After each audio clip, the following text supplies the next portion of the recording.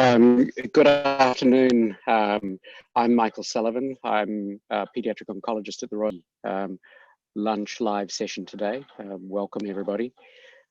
Before we begin, I would like to acknowledge the traditional custodians of the lands on which myself and today's audience is located.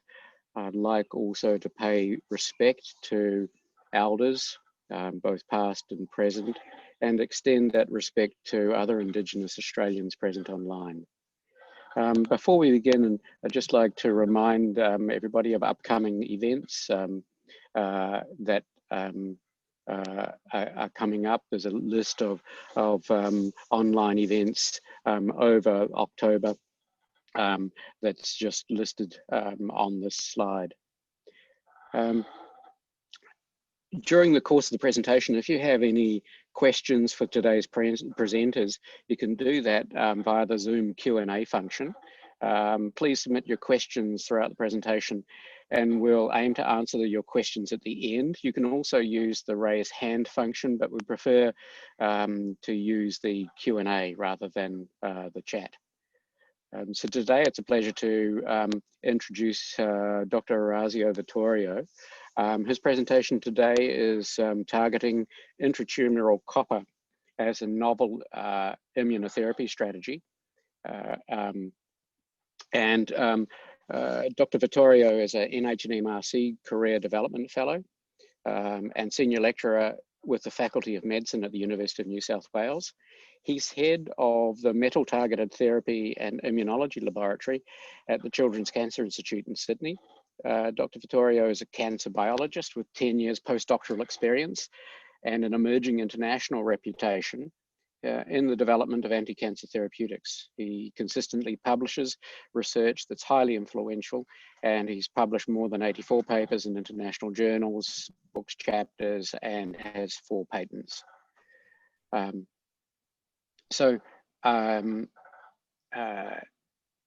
I'll hand over to Orazio to commence his presentation. Thank you. Thank you, Michael. Thank you for your kind introduction.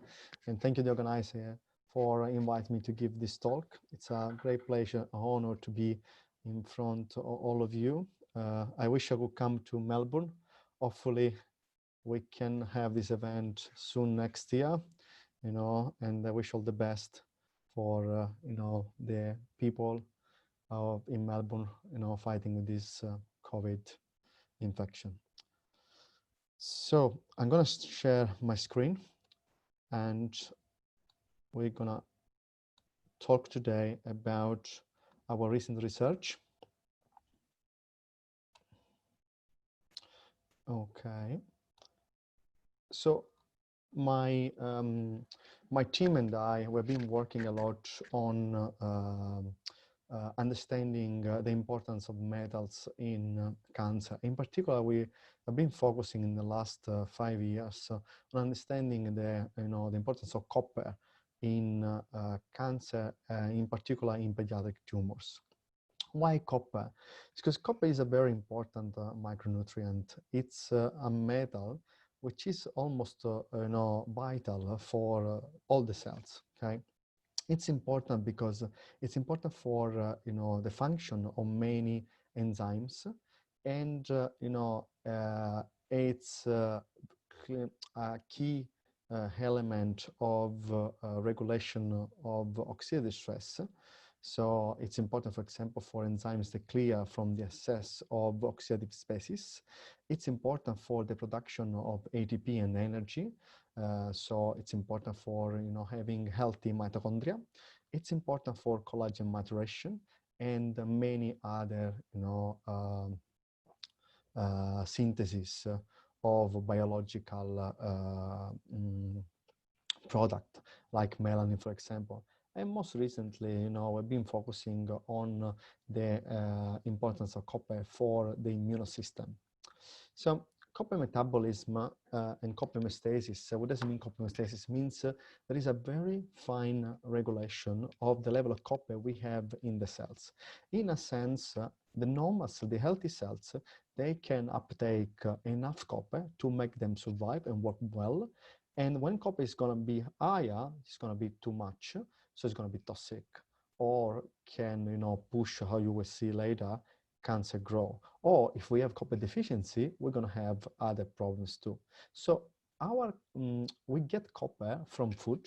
So, and copper, you know, is basically transported from the intestine to the proteins that they're going to drive copper around, you know, our body. And the major organs, you know, keeping copper are brain and liver. Okay, kidney is one of the, you know, medium high level of copper organs too. But copper inside the single cell, it's highly toxic if it's free. Okay, because it's reactive. So what's happening is that here, you can see here, what we have inside each single cell, eukaryotic cell, we have a very fine and clear way to transfer copper inside the cells through, the major one is copper transporter 1, but there are other transporters like copper transporter 2. And then copper, once it goes inside the cells, especially copper 1, okay, is never alone. It means that it binds straight away to proteins that they transport copper to the next level, because the free copper can be toxic. Okay, so copper is, as I say, important for mitochondria and many other functions inside the cells, but the excess of copper is pumping out. So there is a certain level which is well tolerated by the cells, and the cells are very good in keeping the copper that they need and pump out, so get rid of the copper, you know, it's surplus. So, as I said, when the level of copper inside the cells is not normal, we have diseases like Menke disease, where we have copper deficiency because there is a mutation of this gene, of this protein, which is a ATP7A, which is a protein that pumps out copper, you know, and copper gets not stored inside the cells. So they say these people, they need copper histidine therapy to increase the level of copper. On the other side, there is another disease which is called Wilson disease, where a patient accumulates copper, especially in the liver, in the brain, because they are not able to clear copper, the excess of copper. Okay, and this is a mutation, this gene here, which is called ATP7B. And those patients use copper chelation agents, which are drugs that link copper and help copper to get out from our body through urines or another way.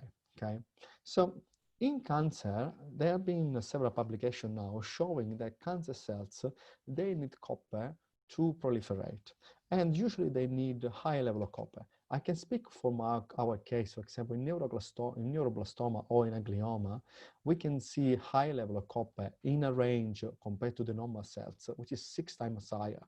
So copper is really important for the cancer cells to grow and proliferate. And there are several people, we have seen different types of tumors are copper dependent. So copper in cancer is important because it regulates oxidative stress, can, you know, help to have mutations and, you know, increase tumor progression and development. And also it's a key modulator of important signal transduction pathways, which actually help tumor grow, tumor spread, like, you know, kinase, for example, TVT, or transcription factor, which are copper dependent. So copper for sure is a key component of tumor progression. Okay, and it's really important for angiogenesis and metastasis. So my team and other team already published the importance of copper in allow the tumor to make you know, all the new blood vessels to get more blood and more nutrients. So what we have been doing, how we've been targeting copper. So because there are already copper chelator agents used, for example, for Wilson disease, the disease where people accumulate copper, okay? They have been there for already like 40 years, okay? So people around the world have been trying to use these copper chelator agents as anti-cancer therapy already in human. And there are several clinical trials running, some in combination, like this one, like trendin and carboplatin, and some as a single agent, okay? And we have a collaboration with this group in US where they are already working with breast cancer, and they're already stage 3. So they treated triple-negative breast cancer patients with copper chelators, and they've seen very good results. So why we are investigating copper in the immune system? So copper is well known since like 10 years. The copper influence both innate and adaptive immune response. Okay, can play a role in the immune system proliferation, in the immunocells proliferation, and can target, some gene that regulates the activation, the response to the immunocells. But the mechanism how copper affect the immunocells is still unknown. So there is a fundamental connection between, of course, cancer and immune system, because the immune system is an important part of tumor progression. The immune system should, block the the cancer cells to spread, should attack the cancer cells. But the tumor cells develop, several mechanisms to evade the immune system attack. So what they do, they create what we call an immunosuppressive tumor microenvironment to basically turn off the activity of the immune cells. Okay, how they do it? They use several different mechanisms. Sometimes they, produce cytokines which are immunosuppressive. Sometimes they upregulate molecules that inhibit the activity of the immunocells, or sometimes the tumor, like call tumor-associated macrophages or myeloid suppressor cells, they calm down basically the immune response.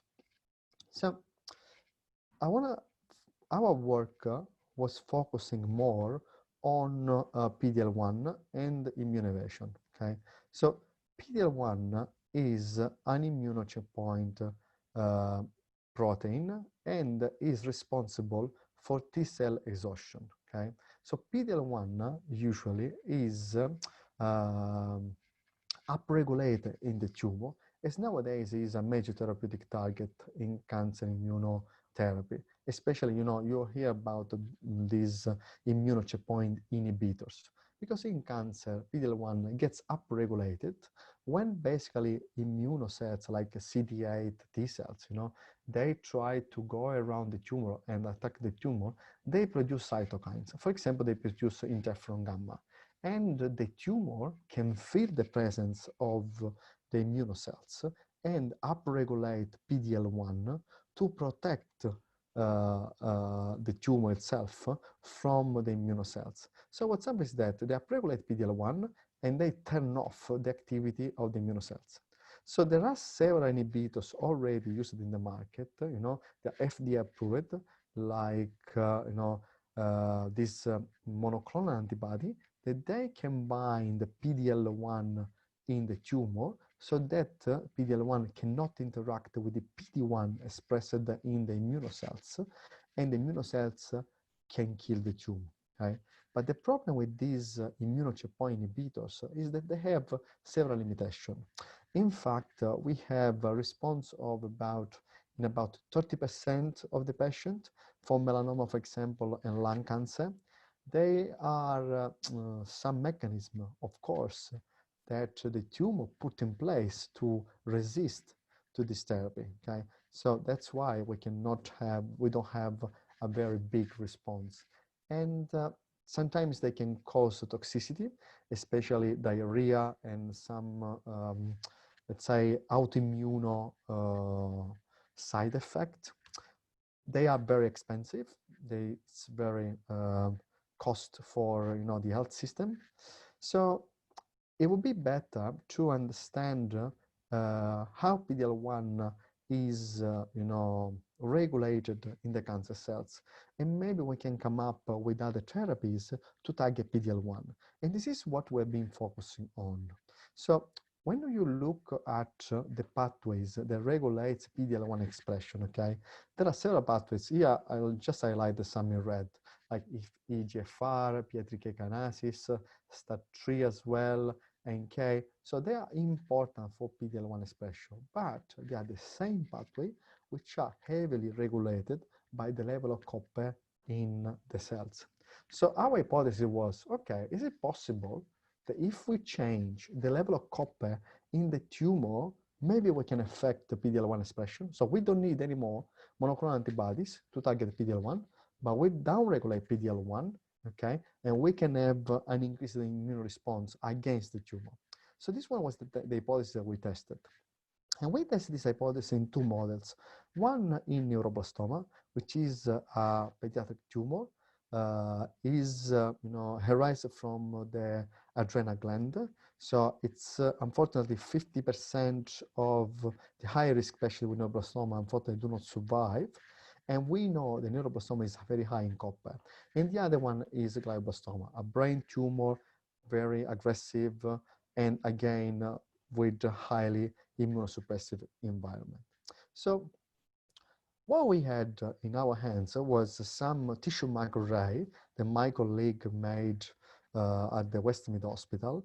And we look at the expression of copper transporter 1. Do you remember copper transporter 1 was the protein that pump in copper inside the cells. So when copper transporter 1 is elevated, there is in general high level of copper inside the cells.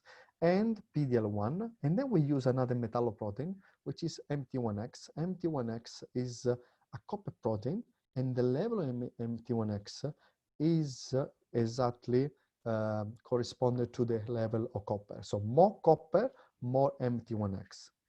So when we look at the tissue microarray for neuroblastoma patient and tissue microarray for brain tumor patient, and we analyze the data, basically we found a correlation, a positive correlation between the expression of copper transporter 1, MT1X, and PD-L1, which means potentially we can have, okay, when there is high level of copper, there is high level expression of PD-L1. So what we did then, because we didn't have other type of tumors, so we went back and we look to some database where we look for the expression of copper transporter 1 in different type of tumors, which are well-known copper dependent, like, breast cancer, lung cancer, and prostate cancer. And you can see again, there is a positive correlation between PD-L1 and copper transporter 1. So it means that when you have high level of copper, you potentially have PD-L1 high expression. But is this only related to the tumor, or what's happened to the normal tissue? Like PD-L1 and copper are correlated also in the normal tissue. So to respond to this question, we look at another database of the normal tissue, the GTX, and we basically map here, the expression level of copper transporter 1 and PD-L1 in normal tissue. And you can see there was no correlation. Actually, here in blue, there is opposite. There is a negative correlation between the copper transporter 1 and PD-L1. So it looks like that this correlation between the level of copper and PD-L1, it's more important for the cancer and not for the normal tissue. So then we move on and we look at what's happening in the brain. So this one, we look at the correlation between copper transporter 1 and PD-L1 in glioblastoma and the low-grade glioma patient. There is a positive correlation. But because the brain is very complicated and every portion of the brain can have different level of copper, we look at the correlation of copper transporter 1 and PD-L1 in other parts of the brain, normal brain, and we didn't find a positive correlation between the two. So again, it looks like that this correlation between copper transporter 1 and PD-L1 is specifically important for tumor tissue. So what we did then is say, okay, we have the cell lines in vitro. What about we just play adding copper and removing copper and see what's happened? So if you add copper, this one are S451Y, they are neuroblastoma cell lines, and this one are glioblastoma cell lines. So when you add copper in those cells, you see an increase of PD-L1. And here, this one is a methodology that we use to basically measure the intracellular level of copper. So copper goes up inside the cells, and we have a high level of PD-L1. To check if this increase as well was at transcriptional level, we ran real-time PCR, and we found as well that copper increased the expression of PD-L1 at RNA level, as well as we used interferon gamma as a positive control. You can see interferon gamma is pretty big, the stimulation of PD-L1, but again, we do have stimulation with copper. And to check that this copper inside the cells was biologically active, so the cells were actually using copper to activate transcription factor copper dependent, we use this gene again, NT1X, that is a copper dependent gene, and you can see that the transcription level of this gene as well goes higher, which means we overload or copper the cells, and these copper induce at transcription level upregulation of PD-L1. So, but we were thinking then, okay, but PD-L1 we saw before is mostly interferon dependent. So you add interferon and then you upregulate PD-L1, right? So it's possible that copper, when you add copper in the cells, you actually induce some response, which is similar to the response you induce when you add interferon gamma. So we did RNA sequencing analysis and looking at the level, when you add copper and interferon gamma to specific pathway, they are important for the immune response in cancer. And you can see there is a pretty similar response when you add copper or interferon gamma. So let's say that in this case, copper, it's important to activate pathway which are stimulated by interferon gamma. So then we're thinking about, okay, but if this is going to be a therapy, what we're going to use? So if it's true that copper is important for PD-1, what's up if we remove copper from the cancer cells? So we used two different approaches.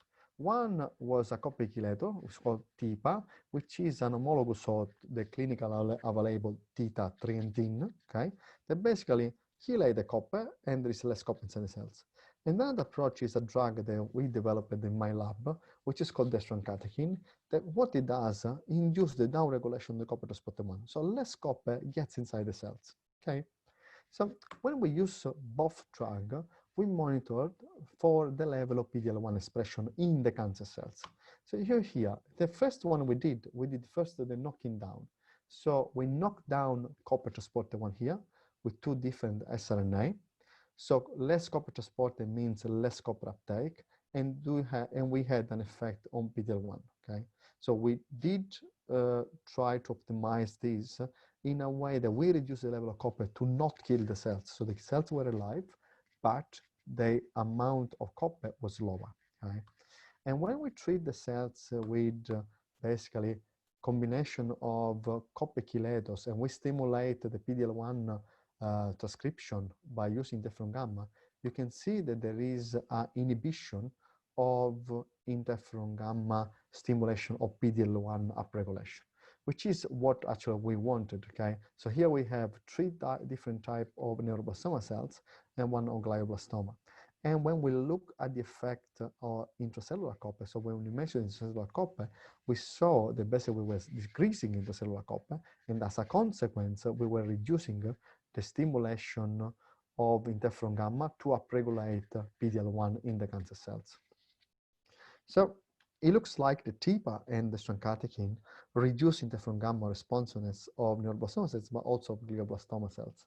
So what it does is basically, when we run real-time RNA sequencing analysis and we treat the cells with interferon, we saw basically that there are several pathways important for the immune response which are reduced by the copper chelator. So if there was copper, okay, we had a better response to interferon gamma and upregulation of the immune evasion pathway. In absence of copper, the tumor cannot do this. So we test this hypothesis in vitro then. What we did, we co-culture NK cells, neutral killer cells, and cancer cells, okay? NK cells as well, they can become exhausted because of PD-1 and PD-L1 interaction. But when we pre-treat basically the cancer cells with TIPA, the NK cells activity was much, much stronger. So TIPA of the destrancatechin, the copper targeting drug, are able to increase the activity as well of the NK cells. And we did the same by using another approach where we're knocking down copper transporter 1, so we have less copper inside the cells. And again, we have high level of activity of NK cells. So this one goes in our direction. The copper is important to help the cancer cells to evade the immune system attack. But we try to understand how this was possible, what the mechanism in there. So because copper is so important for many kinases, we did a kinase array and we look at specific and different kinases. In this case, we select the first EGFR. So EGFR is phosphorylated in the cells, is important for cancer cell proliferation, but also nowadays there are some publications linking EGFR phosphorylation and PD-L1 level. So when we add basically, copy chelating agents, we reduce, this one is a positive control, definitely is a EGFR phosphorylation inhibitor, but we reduce EGFR phosphorylation and we reduce as well PD-L1. But if we do the opposite, if we add copper in the cells, what we did, we increased the EGFR phosphorylation and we increased as well PD-L1 phosphorylation, you can see here. So EGFR looks like one of the, let's say, mechanism by which copper can regulate PD-L1. But going again more in deep in this microarray, AKT and GSK3 beta phosphorylation are both affected by copper. So when we add copper chelators, actually, we reduce the phosphorylation. And this has an effect on PD-L1 stability too.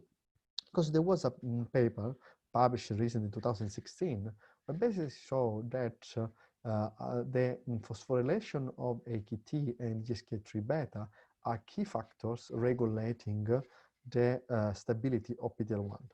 Then we went again deeper. So, and we were thinking, okay, there was another paper here showing that basically by changing EGFR signaling as well, you can reduce the PD-L1 half-life. So we say, okay, is it possible that we are changing, yes, RNA level, but also we are increasing PD-L1 degradation when we reduce copper? So we did that. So, and we look at the ubiquitination level of PD-L1, and exactly what we found is that when you reduce copper inside the cells by adding theta, we basically increase the polyubiquitination of PD-L1, so PD-L1 gets degraded by the cells. So to test this hypothesis, what we did, and we look at the stability of PD-L1, we use a drug, CHX, that blocks protein synthesis. So if you block protein synthesis, but you accelerate the degradation, you can see the half-life of your protein going down. So we found that when we add the copper targeting drug dextromethorcan on cells, PD-L1 half-life is actually shorter. So means in the presence of this blocker of protein synthesis, means that we increase the degradation. And what's up if we do the opposite? So if we block the degradation of proteins using this other drug, MG132, we have, that the TIPA, for example, reduce PD-L1, but is not able to reduce PD-L1 in presence of a drug that blocks basically the protein degradation. So there is an effect of copper influencing PD-L1 stability. And again, we look at the end or at STAT3, which was another hit of our phospho microarray, and we look at the level of STAT3 phosphorylation in presence of the copper chelator. And STAT3 is important for the transcription level of PD-L1. So when we look at STAT3 in presence of the copper chelators, we found the STAT3 was decreased the phosphorylation, and this because STAT3 phosphorylated migrate in the nucleus, whereas STAT3 not phosphorylated stay in the cytoplasm. We measure this transition, and you can see here that when we stimulate the when we reduce STAT3 phosphorylation with a copper chelator, we actually reduce the level of STAT3 in the nucleus. And we use ChIP-seq, already published, where we apply our sequencing analysis, and we found that basically the copper chelator reduce some STAT targets, including PD-L1. So in terms of the mechanism, then there is, it looks like there's activity of copper important for transcriptional and post-translational level of PD-L1. But let's move to in vivo, because if this works in vitro, we never know if it works in vivo. So a couple of years ago, we published a paper on diagnostic where we use copper-64 to image neuroblastoma. You can see here the tumor and the copper is this green red here, the tumor mass, and green and red is the level of copper, the copper which is radiolabeled, okay?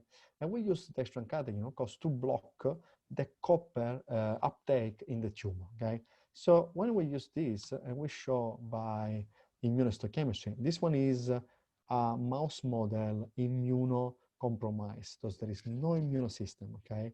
So we look at the level of copper transporter 1, and copper transporter 1 was going down in those animals. So we went back and we look at the level of PD-L1. And again, because copper transporter 1 goes down and the level of copper visually with PET imaging using copper-64 goes down, PD-L1 was going down in all the animals. So this one is clearly an effect that we have, which is copper dependent. But the real, proof is when you have a model which is immunocompetent. So we have in our lab our transgenic mouse model for neuroblastoma, which is called THMICAN, and we tested the both drug in these mice. And we use concentration of dextroamphetamine, which we know are not very toxic for the animals. And we can see copper transporter 1 going down and PD-L1 going down, okay? And this induced basically a increase of immunocells infiltration, both T cells, so TILs, and NK cells in this tumor. Usually, THMICAN model, so the neuroblastoma model, is considered a cold cancer, so where we don't have a big infiltration, but there is an increase if we remove copper from the tumor. And we did the same by using the more, clinical available drug, theta, and we can see here PD-L1 going down in these animals, and again, immunocells infiltration going up in these mice, which was really interesting, as well effect on the NK cells increasing in the tumor. And this one, we use concentration of drug. They usually are the translated concentration used for Wilson disease. So the drug itself doesn't kill doesn't kill the cancer cells at this concentration, but it does induce an effect on increasing the immune reaction. Okay, so this one is the same results, but with flow cytometry analysis, where we can see an increase on immunocells infiltration, and we also wanted to see the effect on in these cells as well on PD-1 expression and PD-L1 expression as well. It's nice to see that there was no effect in downregulating PD-1 in the immunocells due to copper chelator. So what this was translated in? Was translated in an increased survival in this THMICAN model, which is a very aggressive model. And then we did a bulk RNA-seq in these animals, where we did the convolution analysis to understand what kind of population were increasing in the tumor. And our RNA-seq was consistent with what we see in immunohistochemistry and flow cytometry. So an increase of NK cells and T cells because of the use of the copper chelator. And also we notice as well an increase of B cells. And when we look at the level of interferon gamma in the animals, you can see the animals treated with the copper chelator, the interferon gamma level is higher, which is important for us because we don't want to have an inhibitor for interferon gamma. Interferon gamma is important for the immune response. Okay? We want to inhibit only the upregulation of PD-L1 in the tumor because of interferon gamma. So there is a response in these mice to interferon gamma anyway. And when we test TIPA at the same concentration in neuroblastoma mouse model, which are immunocompromised, the drug at this concentration higher it wasn't basically active. So there was no effect in the tumor. Whereas in the THMK model, there was effect shrinking the tumor growth. Okay? So it looks like this copper chelator at this concentration, which is not a cytotoxic concentration, boosts the immune system. Where we don't have the immune system in the xenograft model, the drug doesn't work as well. So in terms of mechanism, what's happening is that copper chelators basically, they block both the transcription level, the induction transcription level for PD-L1, and also increase the degradation of PD-L1. So in both ways, by blocking EGFR phosphorylation and PI3 kinase pathway, we can have a double effect at transcriptional and post-translational level. So this one is a new way to target PD-L1, and we are collaborating with now partners in US, and hopefully we're gonna work with some clinicians here, because we feel like we could, repurpose the copper chelation agents which are already there for, as immunocheckpoint inhibitors. So in summary, we showed that basically copper targeting drug downregulate PD-L1 expression and increase NK cells activity, and also in vivo they increase immunocytes infiltration. They regulate specific kinase pathway, which are important for PD-L1 transcription, but also PD-L1 half-life and ubiquitination. And STAT3 signaling pathway is affected by copper deprivation, and that is maybe one of the major way by which copper chelators regulates the expression level of PD-L1. And we have seen as well that copper chelator increases survival and increase the immune infiltration in the immunocompetent mouse model of neuroblastoma. So I want to thank you all, my team and all the collaborators, especially the people, Peter Mack, the University of Bologna, ANSTO, and the funding bodies, because without them, this work could be not possible. And thank you for your attention. I'm happy to take any question. Thank you.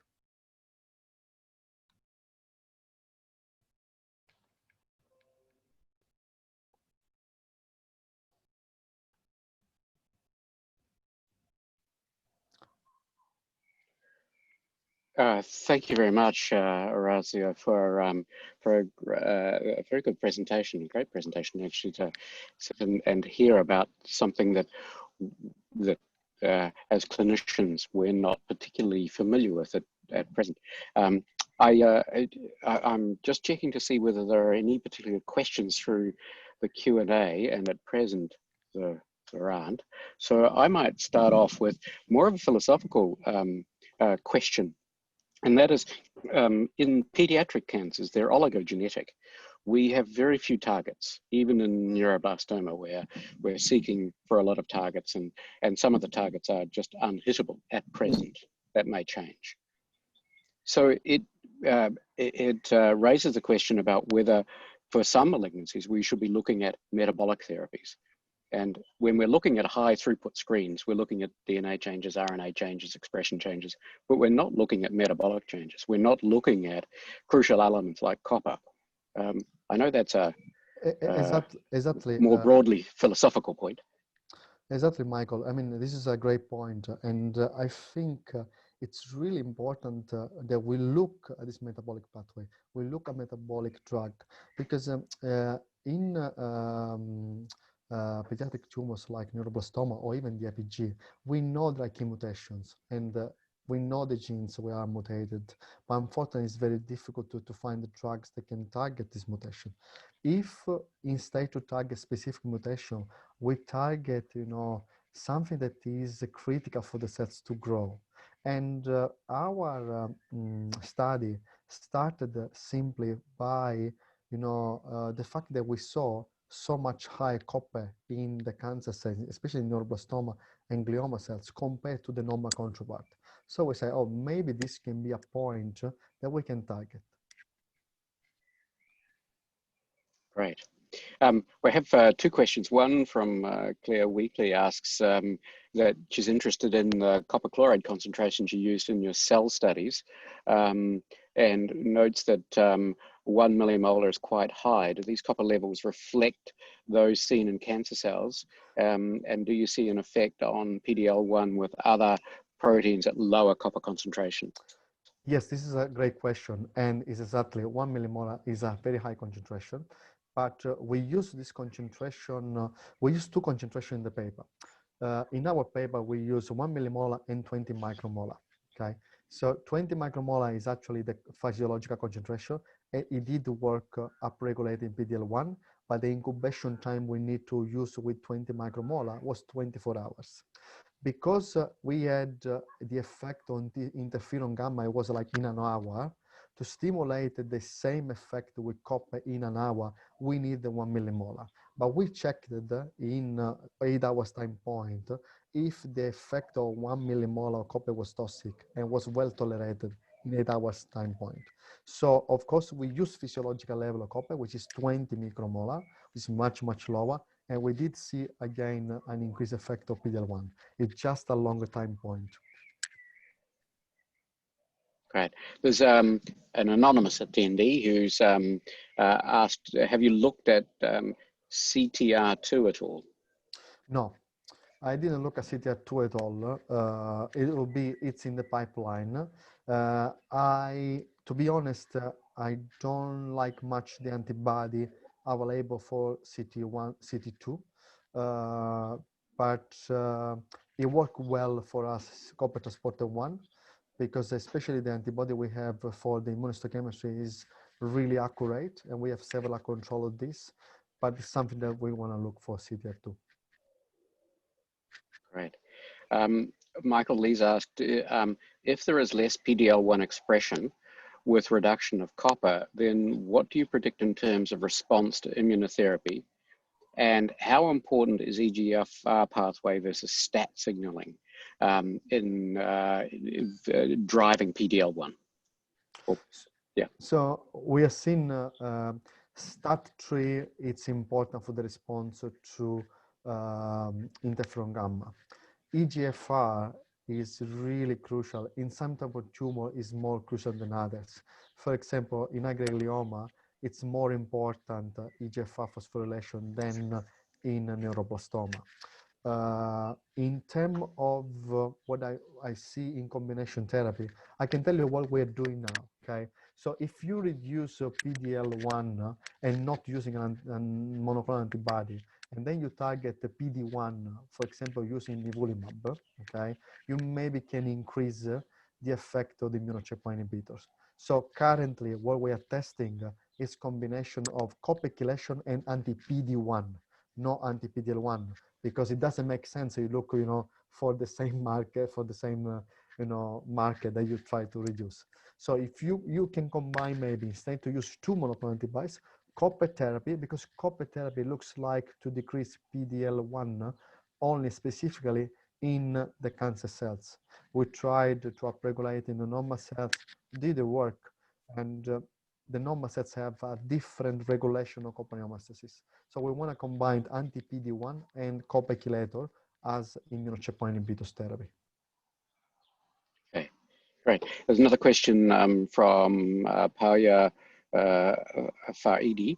Do you think using this approach for immunotherapy will lead to less side effects in comparison to classic immunotherapy? I think yes, I think so, and for 2 reasons. One, we use concentration of copper chelator. They are designed for pediatric patient. So theta-318, for example, it's used in Wilson disease since a long time, especially with kids, and they basically drink its oral drug. This, they take this tablet every day, and it's well tolerated. And the amount of copper chelator that we use in the mice as well was not toxic at all. We checked for liver toxicity, brain toxicity. We didn't see any toxicity in this sense. So I think it will be more, let's say, less toxic, at least in kids. And it does have a big effect on the intestine, as well as the anti-PD-L1. Further question from Claire Weekly. Have you looked at any impacts of your compounds on tumour metastases? I would like to say no comment, but yes, we are working on that. Work in progress.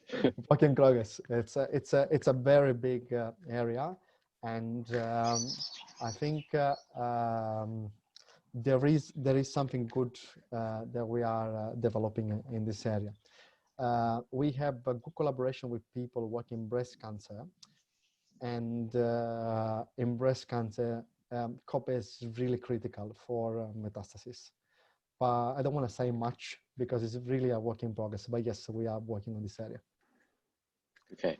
A question from me is the foundation director of the Murdoch Children's Research Institute was Professor David Danks, and one of his career research areas was Menkes disease. So there was an institutional interest in copper and copper metabolism. What's the cancer incidence in children with Menkes and others with copper regulation syndromes? I don't know in Menkes diseases, but I know that in Wilson diseases, people who have advanced stage of the disease, they have liver cancer. And it doesn't surprise me because copper accumulates in the liver, increased oxidative stress and the DNA damage. So when you have accumulation of copper in Wilson disease, some data show that you have higher risk of liver cancer. Okay. Now, just wondering if there are any more questions. I don't see any more in the Q&A or in the chat. So, so if anybody else has any questions, now's the last moment to ask. Otherwise, if there aren't, then I just wish to thank you very much for a really interesting presentation. It's good to see from a pediatric oncologist point of view a metabolic approach to the modification of immune therapy. That's fascinating. Thank you, Michael. Okay, thank you very much. Thank you.